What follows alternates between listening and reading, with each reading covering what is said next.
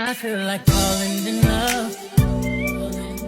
I'm in the mood to fuck something up. Better fucking something. I need some drink in my cup. Hey, I'm in the mood to fuck. What's up, you guys? It's your cousin Krystal bringing you another live video reaction. Okay, so we're gonna jump right on in. I just had to come do these videos on Dr. Jeff because, baby, I've been watching him from the bushes from afar, and baby, when I tell you, Dr. Jeff, yeah, I feel like he's really giving. Now, give or take, some people think that one round is going to do it, and that's not the case for everybody.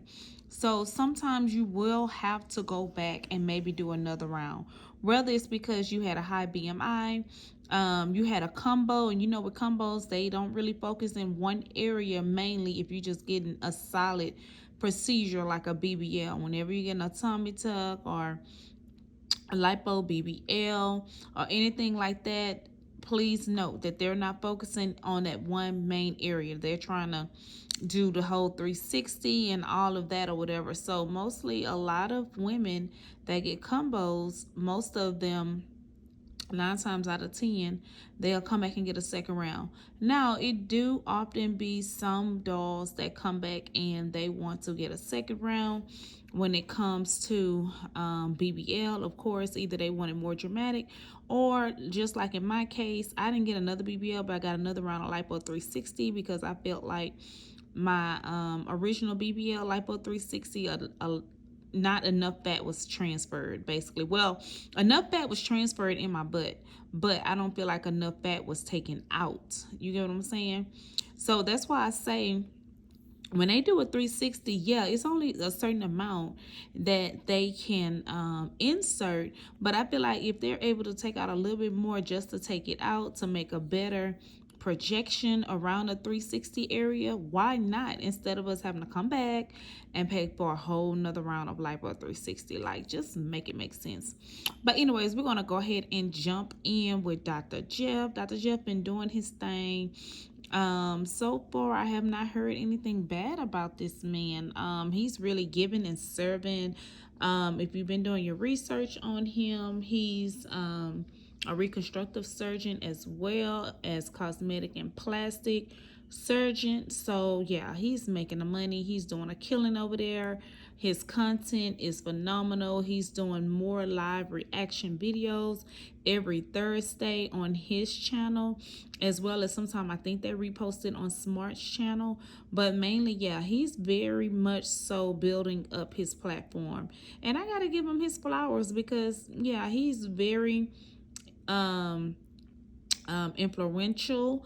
I want to say he's very educational. Like, he really much so give us a lot of information, and he really answered the questions, as well as I feel like he educated us on a lot of things that we really didn't know. So yeah, let's go ahead and jump into this video with Dr. Jeff. I'm gonna jump into 2 videos for him because baby, he was just serving like these questions, honey. So let's go. We're live? Yay! Hi, beautiful people. We're here with Dr. Jeff at Smart Plastic Surgery, and he's going to be answering all your questions. Thank you for sending your questions on the story we posted yesterday. Hi, Dr. Jeff. Hi, how are you? We're here with Lillian Anderson here at Smart Plastic Surgery for another live session. So thanks for sending the questions and keep them coming. And we're ready to roll. Yeah, so we're gonna start with Goldie Lee. She's asking, I had the gastric sleeve and I want to get a mommy makeover. Is that too much surgery? Not at all. So we do this all the time. In fact, we did this procedure yesterday for someone who had lost 150 pounds with the same type of bariatric procedure over the past year. They lost this weight, and we did the mommy makeover procedure, which was the abdominoplasty and BBL procedure in her case. So we do this all the time. Yeah. Very common. And you can check Steffi's story in our feed. We just posted recently, Right, yep. And it's great. Absolutely, she's doing great. And we hope, Steffi, you keep healing well. And you know what? That's when you find a surgeon that actually specializes in doing weight loss patients. you definitely get a extra kudos from me, because a lot of doctors don't really like to touch weight loss patients. I don't know if it's due to their skill set, or if they feel like that is a red flag for them, or it's not a specialty for them, or they don't feel like they can deliver the results that the patient deserve. I don't know, but some doctors do turn down patients that have weight loss surgery. So that's another kudos for him. We're gonna call you soon. And then we have Lady India. It's how long should I wait after having a Lipo 360 with J plasma and BBL to have a tummy tuck and a breast lift? That's a great question. So typically we wait at least a solid 6 weeks between procedures, and sometimes up to 12 weeks. So really a month and a half to 3 months, depends on the procedures you've had, depends on how well you're healing, how well you tolerated surgery. So all these different things get put into the analysis determining how long it should be.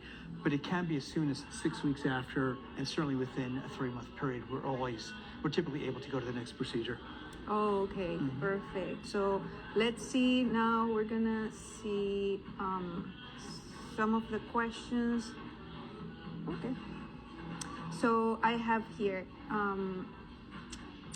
what are the requirements for a tummy tuck? And I think this is Greasy R07, and I think maybe she's asking like, what would it be a good candidate for a Sure, that's a great question.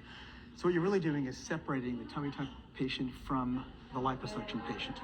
Okay, so when there's fullness in different areas, there's fatty tissue that needs to be removed, we're starting initially with liposuction, but when there's excessive skin, then we're dealing with a tummy tuck procedure, okay? Because the incision down low is used to remove that extra skin. Also to tighten the muscle, right? So we want to placate the rectus muscles. So when people have had children, or they gained a lot of weight or lost a lot of weight, or there have been significant changes, typically they're going to need the tummy tuck procedure, because we're removing skin and repairing the muscles. So those are the patients who really benefit from the tummy tuck procedure. And as a requirement, or being a good candidate for a tummy tuck, I guess, like being healthy and... Similar, so the requirements for this procedure, really as for any other procedures, we look at the medical history, we look at medications, we look at other factors that may play a role in making somebody a great candidate, or one who needs to be seen by their primary care physician, their age, or if they need to be seen by a cardiologist, or if they need to lose weight, or if they just need to be optimized for this procedure, like any other procedure. And just in general, because somebody else will ask, no doubt, the BMI should be really below 38 is my limit for most procedures. And I'll just take half.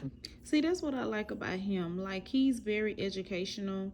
I feel like his experience or past experience has brought him very far in the surgery journey. As being a surgeon, I feel like he's very articulate. He articulate his patients.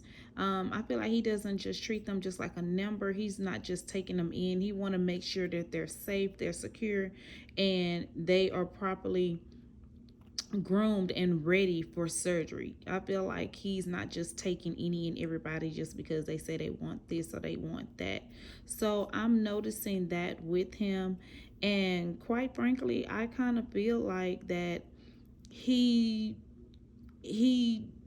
bedside manners, it has to be A1. Like, I just feel like his bedside manners, it has to be A1. I feel like he's very cautious. I haven't heard that he had any deaths or anything, but from what I'm hearing, he's very knowledgeable when it comes to surgery, and he's very particular on the patients that he performs surgery on. So that's a food for thought. Like, that's a fun fact about him that I realized. Say, feel free to look at our previous live sessions also, because there are a lot of these questions that are so common and so important. All right, so let's jump back on in. Perfect. And we're also launching our YouTube channel, so you can also go back and check it with more time. Absolutely. So La Perlita is asking, can I get 360 lipo and BBL having hypertrophic myopathy.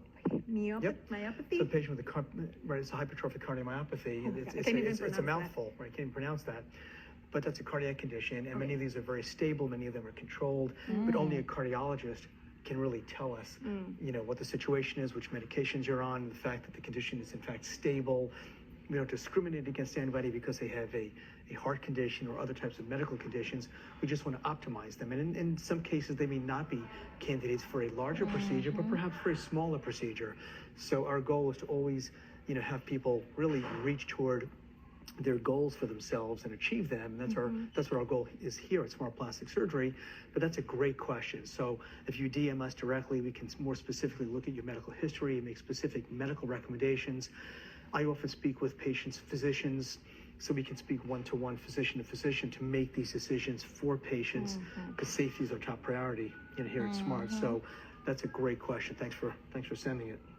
And we have I Love Me 92. She's asking, do Dr. Jeff do cell saver, and what is the hemoglobin requirements? And also, I guess, can you explain a little bit what is a cell saver? Sure. That's a great question from I Love Me. I think you sent one previously, last week or the week before, and I said that by coming to Smart Plastic Surgery, it would be I Love Me more. That's the goal. But that's a great question about cell saver. Yes, we do use cell savers. We have state-of-the-art technology for cell savers in cases where we need them. I think you're asking about the hemoglobin. Typically, if you are below 12, we're going to look at the rest of your medical history and determine if, in fact, you need the cell saver. Also, what procedure you're having done. Okay, some procedures have very minimal blood loss. In general, we're very meticulous about hemostasis, which is controlling blood loss and cauterizing vessels during the procedure, so we have very little blood loss.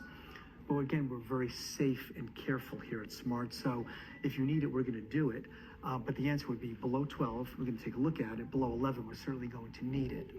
So that would really be the... See, and that's what I like about him, too, when it comes to the cell saver, because at first, over there at Vixen, I think it was like if you below an 11, then they recommend a blood saver, but Dr. Cannon wasn't even offering a cell saver over there at Vixen. So over there at Smart, he's saying definitely you're going to need it if you're under a 12.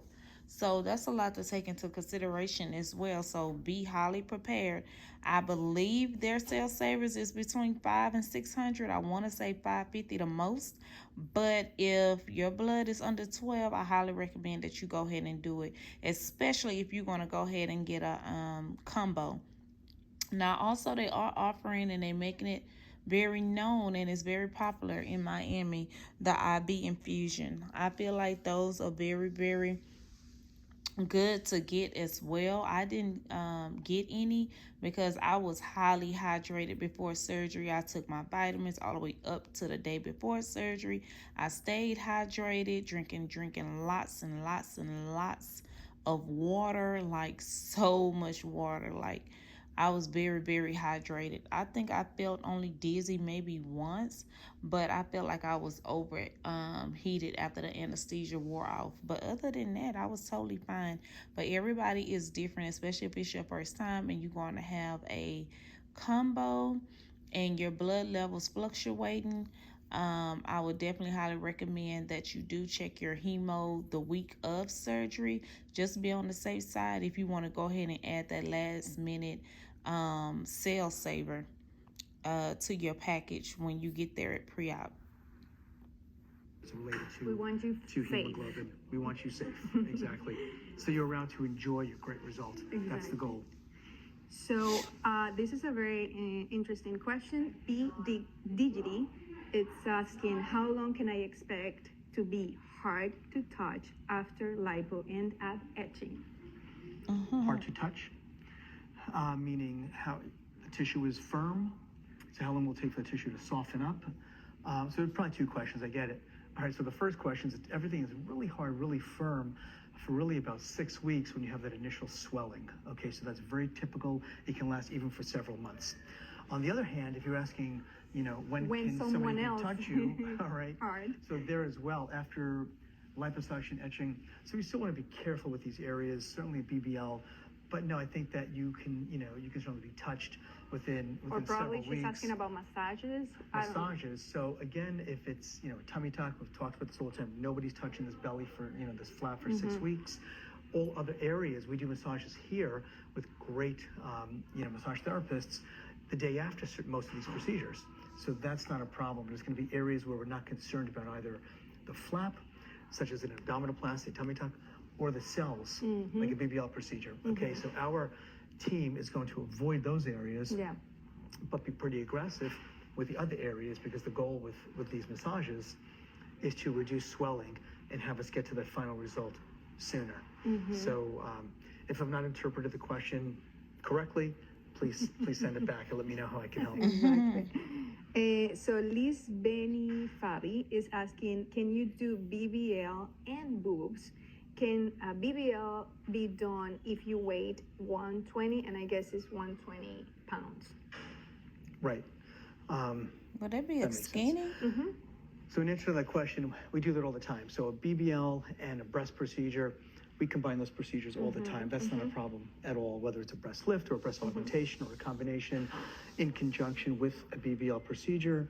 We do that all the time. We also combine it with tummy tucks, not a problem, okay? And as far as the weights goes, if your weight is in the 120s, basically we're looking at a skinny BBL. Thank you. This is something that is considered like a skinny BBL. And quite frankly, I feel like he's good with all over. Like, I feel like he's good with skinny BBLs. Because y'all know originally I used to say that Dr. Triggs was the skinny BBL king. I really feel like this man is the combo boss. I really feel like he the combo boss. I feel like that because he can tackle any type of body frame.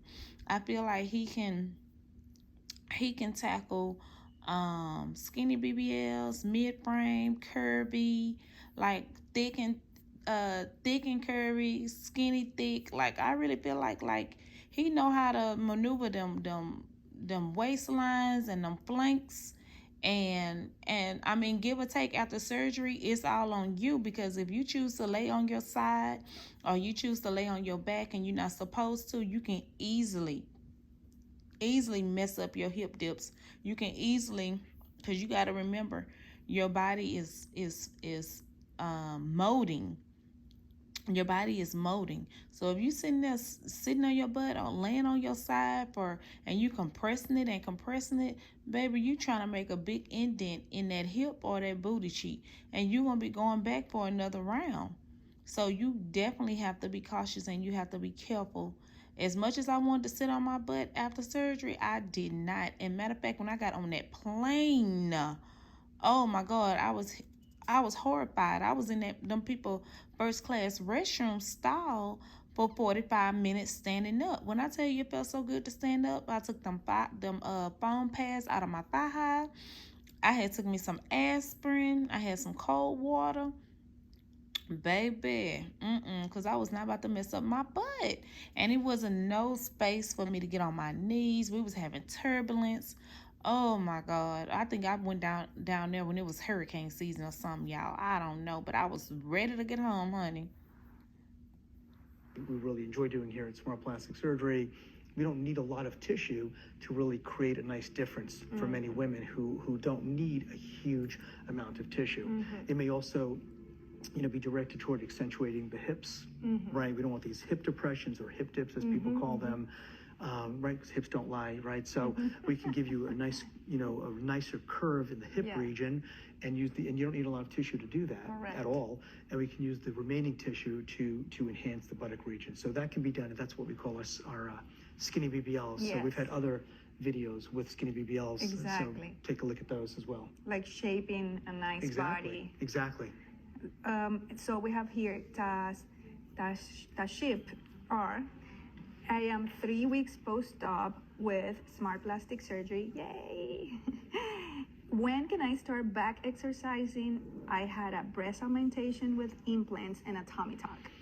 3 weeks post-op. That's a great question. So as far as the breast surgery goes, typically we don't have you do very much in the first 2 weeks or so as far as pectoralis and chest exercises. So you're not going to be doing a lot of jumping jacks for the first few weeks. If you do it without those, great. So as far as the chest goes, with a sports bra, you're good to go within a couple of weeks. With the tummy tuck, okay, so we're going to wait a little bit longer, but you could be walking around the house, you could be walking around this, the block, you could be on a treadmill, doing a number of different things, and you can actually increase your exercise activities within the first 2 to 4 weeks, okay? Still, I would refrain from doing crunches, all right? There's no need, because keep in mind... But that's for a tummy tuck. Exactly. So when I do your tummy tuck, basically I'm doing 1 million sit-ups for you while you're asleep. All right, that's the equivalent of my having done 1 million sit-ups for you while you're sleeping.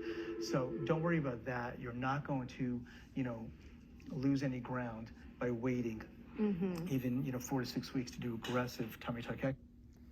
All right, so let's go ahead and jump on his other video with her. We were telling your followers that we started a live video. Hi everybody, thank you for being here. We're here with Dr. Jeff again. Hi guys, how are you? In the live session that we have every Thursday around 2 o'clock. So thank you for sending your questions last week and yesterday, and we're gonna start, Dr. Jeff. Sounds good. So we have some questions from, we have Fizi Boo. She says, I'm 15-day post-op. You did amazing, and this is Felice. When can my drains come out? I'm glad you're pleased. They should come out yesterday. All right, so come on in. Usually we keep it for 2 full weeks. So today, tomorrow, that's all fine. So typically 2 weeks. Awesome. So did you hear that? So you can come. And we have more people coming in. Thank you for coming. Hi, Mulaton. What does the gummy implant look like?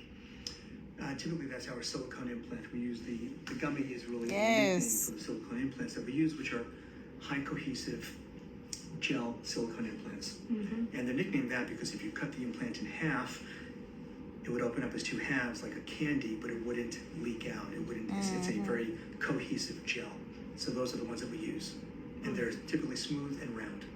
We're gonna post something in the stories later because I don't think we have something right now, but definitely we can. When I tell y'all, I love my silicone implants.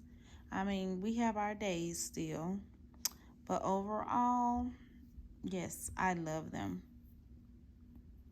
On the story. Love you guys. Oh, thank you. You boosted my confidence a 1,000 million times. That's great. Thank you, Katon. Thanks for the feedback. And I'm scared, but I want to do a tummy tuck. That's 415 flores. Okay, what are you scared about? It's basically a very straightforward procedure. We make a low incision, all the tissue is elevated, the muscle is repaired all the way from this point below the sternum, all the way to the pubic region. So these 2 doors that have opened after childbirth or gaining a ton of weight are closed, so the belly becomes flat as a board at that point, and then all the extra tissue is removed. Very straightforward. I've been doing this. This is now my 24th year in practice doing this procedure. Very safe, very effective, nothing to be scared about. The recovery period also, you'll hear from other patients of ours, like the one that just asked about the drains. Her concern is the drains, not that she's scared or worried about the outcome or the recovery period. So it's a very straightforward recovery period, and most people feel pretty comfortable by about 10 to 14 days. So nothing to be worried about. I'm going to take one of the questions that were sent yesterday. And how long before you can stand upright for a tummy tuck? And this is just K876. I usually do stand upright when I do the tummy tuck. Oh, you mean afterwards? Got it. So typically, some people will feel more or less, everyone is tight, the muscles are repaired in every patient, okay? And Let me tell you, I could not stand fully straight up until I think I was like 3 weeks. I would say the most 3.5 weeks. But baby, them first 11 days, I would never forget. Oh my God. Oh. removed. So people will feel tight and have to walk a little bit hunched over initially, and that might be for several days. It could be for a week. It depends on a patient's own, threshold for discomfort. So everybody's different. But basically, I would say several days to even a couple of weeks. Mm-hmm. Yeah, take care of your results, girls. Right, you want to protect that incision. That's why we walk. That's why patients walk a little bit tipped over to take the tension off that incision. The same reason why when you're in bed, you have a couple pillows behind you. So again, your chest is flexed a little bit at the waist. Again, always protecting that incision. And I have a Judy DeVille. How much is a mommy makeover? Oh, we have good specials now. So just send us your name and phone number and we get in contact with you because every patient is different, but we do have very good specials now. And what is included in the mommy makeover? That's a question for you. That's a great question. So what's included every time is a mommy, all right? So basically we're making over the mommy, all right? And I say that because there are different procedures that are included, okay? So it might include a tummy tuck and a BBL.